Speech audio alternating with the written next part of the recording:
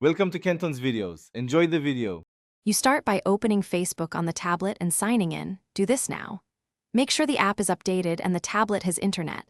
Updates often add theme toggles. Once done, tap the profile menu or the three-line icon to surface settings. If you recently updated, the dark mode option may appear in a different sub-menu. By checking updates and connection first, you avoid missing the toggle or loading an old interface. Now go deeper.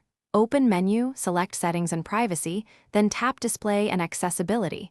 This is where Facebook stores theme controls. Choose Dark to force dark mode, or select System to match the tablet's appearance automatically.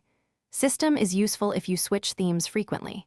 If you don't see the option, force close and reopen the app, because cached UI can hide new features. Make sure to watch the screen elements change, so you confirm the mode applied across feeds and messages.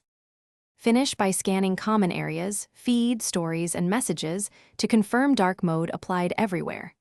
If some parts remain light, toggle between dark and system, then restart the app. Often the UI needs a refresh.